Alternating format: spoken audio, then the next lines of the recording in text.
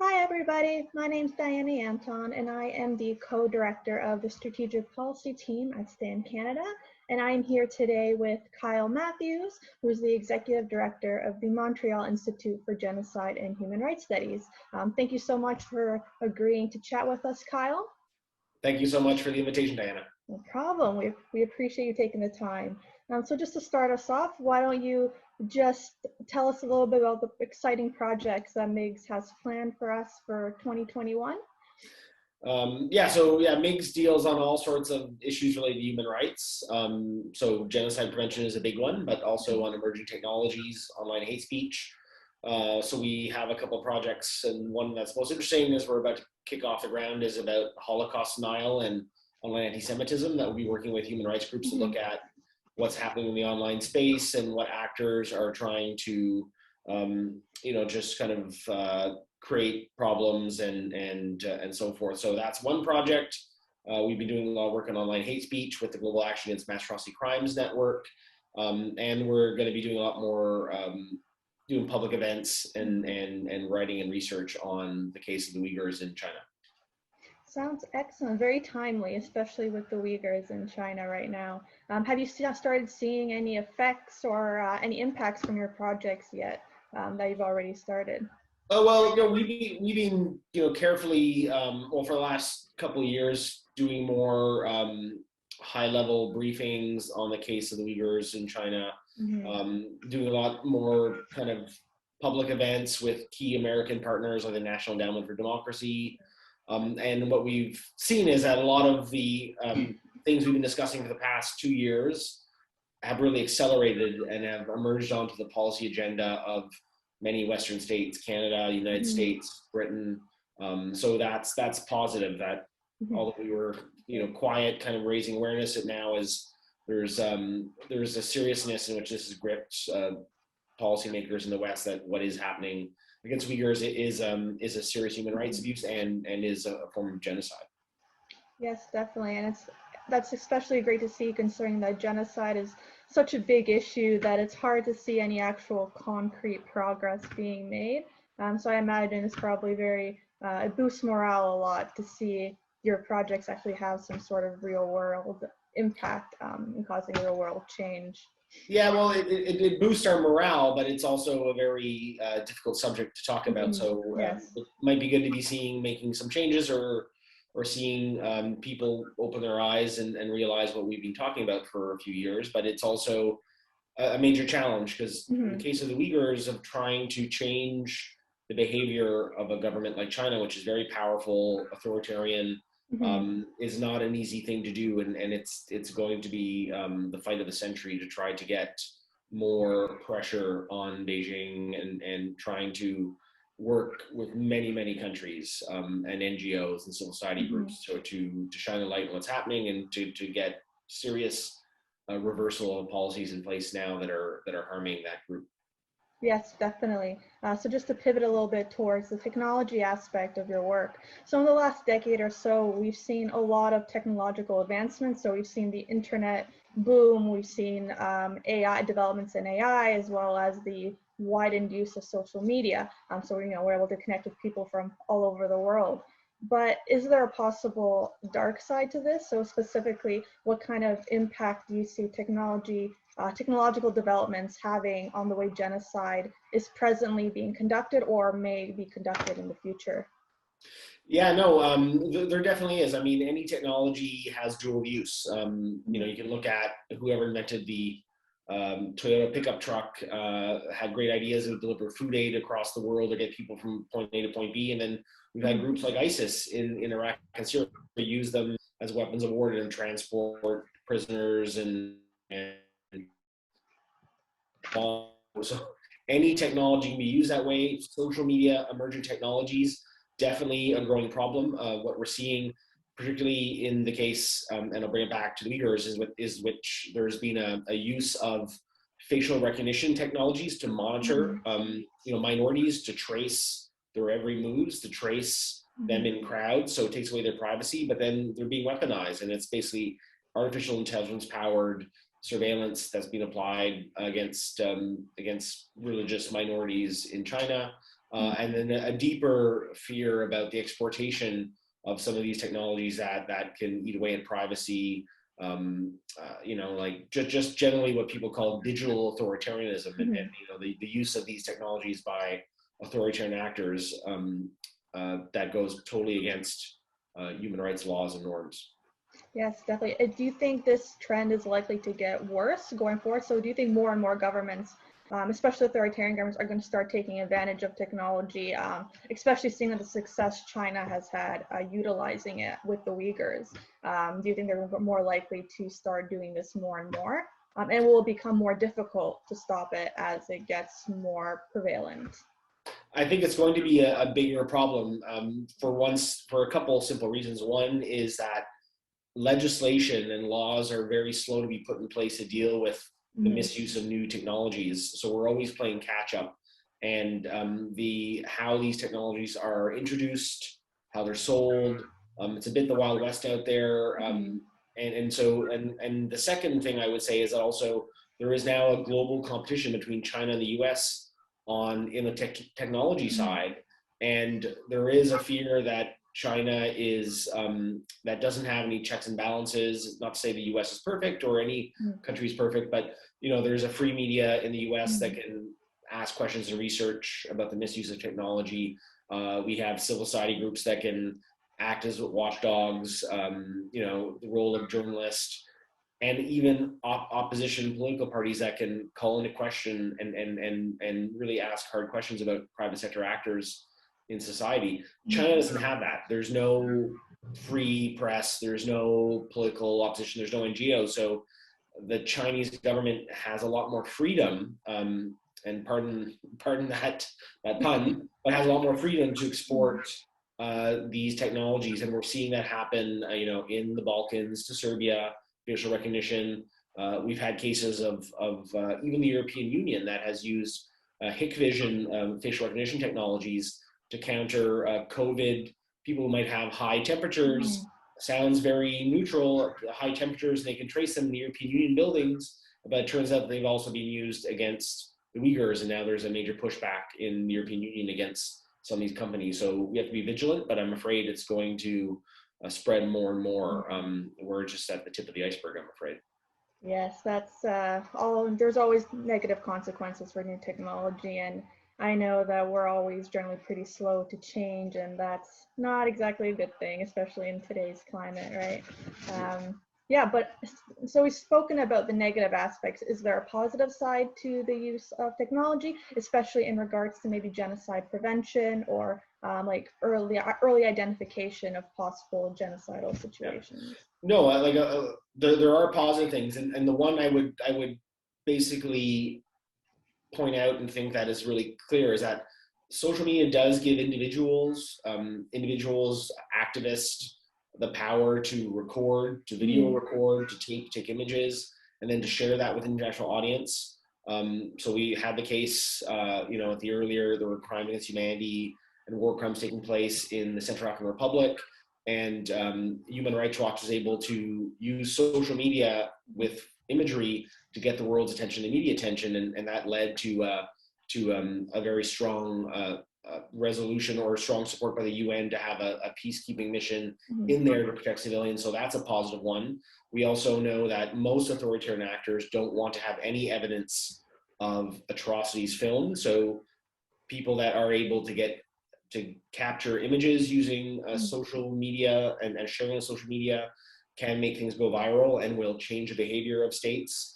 And that's why we also see in certain countries, like we're talking about right now in Myanmar, that has the elected government overthrown and the military junta in power, and they've been shutting down the internet.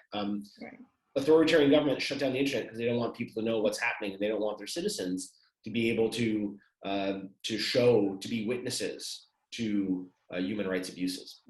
For sure. And so recently, Canada ourselves, we've been under criticism from various organizations internationally and from activists for not doing enough to condemn China's genocide of the Uyghurs. Do you agree with this? What do you think about our response to the genocide? Are we doing enough, or is there room for more action to be taken?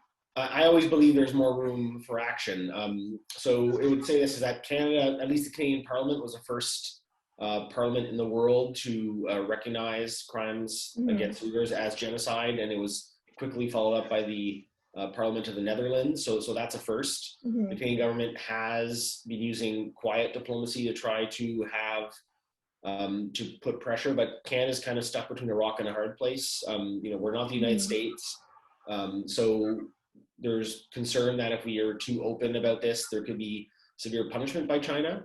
And also we have 2 Canadians who are imprisoned in China, and we're worried about them. So the government's been doing a lot, but I think it also is concerned that how much can you push, and how will Canada alone bring about any changes, or what would happen to Canadian citizens there? So we're in a difficult situation, but from my understanding is that there's growing calls for countries to act in unison with each other. We're seeing that with Canada, the UK, the US, other democracies, to really kind of maybe jointly do more to pressure the Chinese authorities. And that could be more targeted economic sanctions, the Magnitsky sanctions. The US has them, they've put a few in place. The EU put sanction for individuals last week. There's ways that we also should be looking at supply chains of Western companies operating in Western China, where there's documented forced labor. We also should be taking a strong stance in not allowing some of these Chinese firms that have been involved in surveying the Uyghurs and persecuting the Uyghurs, that we should not let them into our markets or give them any major contracts. And another one is also the whole idea is, should we either abandon or not go to the upcoming Beijing 2022 Olympics, or should we call for a movement to the Olympics to another venue or to another country? So those are some options that probably could be, if pushed hard by Canada and its allies together at once, might bring about a change in Beijing's behavior and bring some reprieve to the Uyghurs, who are facing an existential crisis to their identity and to their livelihoods. Yes, definitely. So do you think that a more collective effort between Canada and multiple countries is more likely to succeed than, say, an individual actions? Yeah, I definitely think so. And the reason I say that is that China has demonstrated zero compulsion in using economic tools to pressure countries to get what it wants. So earlier on, Australia asked for an international investigation into the outbreaks of the COVID pandemic, and the response by Beijing was for unilateral, economic blockades or stopping exports of Australian exports into China, like beef, wine, some agricultural goods, and that's impacted the Australian economy. So these are some of the things that Beijing is doing, and applying maximum pressure to economically attack and weaken states that question anything about its behavior, not just the Uyghurs, mind you, Hong Kong, Tibetans. So because of that, I think we really need to, with a key group of states, have to lock arms together and do this together. Otherwise, Beijing will just pick people off and really do whatever in order to get them to to give up hope or give up the resolve to fight on. Yes, it's definitely a difficult situation, especially considering how much China controls trade-wise, and how dependent everybody is, almost countries are on them in terms of the economy and economics as well, which is always tough situation to be in. So then you think maybe a solution would not necessarily be in the economic realm. It would be like a sort of different action that we would need to take. No, I think it has to be partly economic. So putting pressure on our companies operating or have supply chains in areas where they're forced labor, and also not allowing Chinese companies involved in the persecution of the Uyghurs into our markets. That's economic, and I think that's probably one of the most likely ones that will win, where there might be a waking up and saying, oh, look what we're doing, it's causing us enormous harm. I think that's really what will speak to the interest of the Chinese government and to a lot of the businesses, and by saying that, this behavior is simply not tolerated. We cannot engage in any free trade deals or any increased trade with you because of what's happening to Uyghurs. that this is where we're going to take a stand, and I think that's probably one of the most likely that's going to make a real impact, because it deals with the bottom, with the bottom dollar of the Chinese economy. Yes, for sure. So then, do you have, what kind of impacts do you think other technological advances like 5G networks, for example, it's the next big thing that China is planning to be extremely involved in. What kind of impact do you think that will have on the future of human rights? Well, no, it'll have a major impact because there's a lot of concern over 5G, particularly by Huawei, and there's more and more countries pushing back. They see it as a security threat. So there's concern that these private companies in China are never truly independent. They kind of have to answer to the Chinese government, and it's written into new security laws. They must do so. So 5G will revolutionize our world, our economy, and how our self-driving cars work, mobile payments, you name it. But we cannot have a company that's also, Huawei is helping build 5G. They're also involved in the persecution of the Uyghurs and the surveillance of them.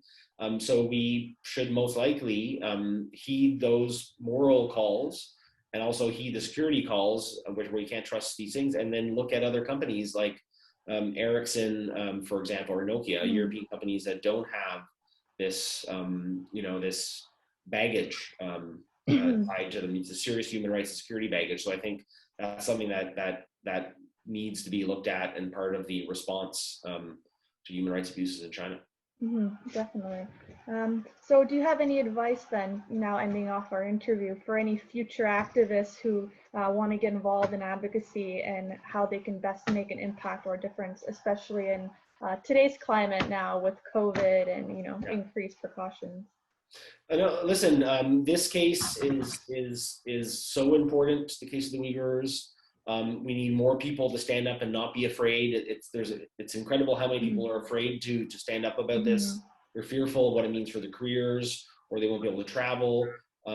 So regardless, I think we must not be shy if we will stand up to certain human rights abuses taking place in the United States or in certain African countries. There's no reason we should give China a free pass. And in fact, it's even more important that we take a stand, because these countries or China is also starting to have an impact in the UN system. So don't be afraid, be courageous. Uyghurs need support of young Canadians who are web savvy to help write letter campaigns to companies that have economic ties to where they're being persecuted. We need help to write and send messages to the political leaders of Canada or members of Parliament that the youth of Canada care about this and want to see action. And I think there's a lot that young activists can do on this file, and anyone can send me an email. I'll be happy to talk to them about what can be done. All right, perfect. Well, thank you so much for taking the time to speak with me today, Kyle. So I hope everybody has a good night. And remember that today's interview will be posted on Stand Canada's blog as well as our YouTube channel. So please feel free to follow, get in touch with Kyle as well if you have any more questions and want to continue this discussion. And I hope everybody has a good night and enjoys the rest of their day.